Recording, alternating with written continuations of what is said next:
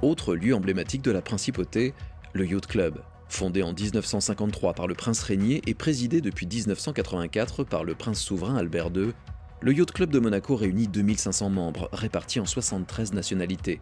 Ce bâtiment high-tech, ancré sur le quai Louis II, abrite les deux clubs nautiques historiques de la principauté, la Société nautique dédiée à l'aviron et le Yacht Club, point de rencontre des armateurs et de toutes les activités du yachting international.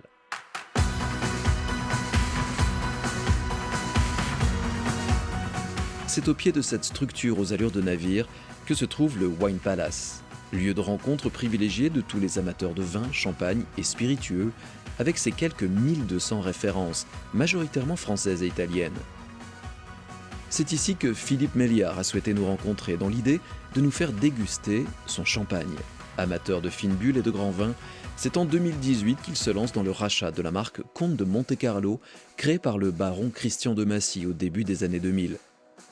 Aujourd'hui, la marque est en plein essor, s'offrant même le luxe d'un partenariat avec l'un des événements les plus prestigieux de la planète, le Monaco Yacht Show, durant lequel 4 déclinaisons de champagne ont pu être dégustées.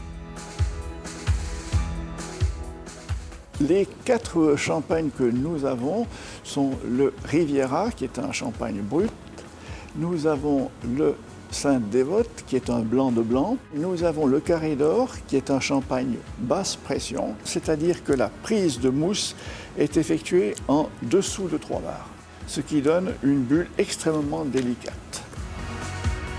Et en 4e lieu, nous avons un champagne millésimé qui s'appelle Noblesse Oblige. Une dernière cuvée qui résulte d'un subtil assemblage de pinot noir et chardonnay de l'année 2010. Un champagne complexe et gourmand aux notes de truffe et d'huile de noix en bouche.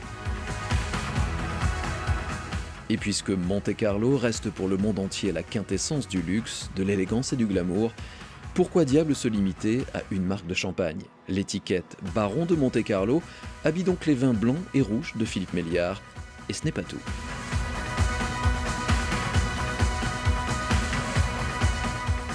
En 2018, lorsque nous avons fait l'acquisition du portefeuille de marque possédé M. Christian de Massy, qui est le fils de la princesse Antoinette et cousin de notre vénéré souverain, nous avons eu l'occasion effectivement d'acheter 34 marques, dont 33 utilisent le nom Monaco et Monte-Carlo. Nous avons par exemple Monte-Carlo Creative Engineering, s'il y a des personnes qui considèrent que la marque peut être intéressante pour faire de la haute technologie. Nous avons pris une marque qui s'appelle Monte-Carlo Gourmet, avec laquelle nous avons décidé de créer des produits prestigieux. Nous avons commencé par un certain nombre de liqueurs, qui sont des liqueurs qui reproduisent des desserts. Et nous avons la possibilité donc de faire participer un certain nombre d'investisseurs pour lancer les produits. S'il y a des gens qui sont intéressés par certaines de nos marques, et des partenariats, nous sommes tout à fait ouverts. L'appel est lancé, avis aux amateurs.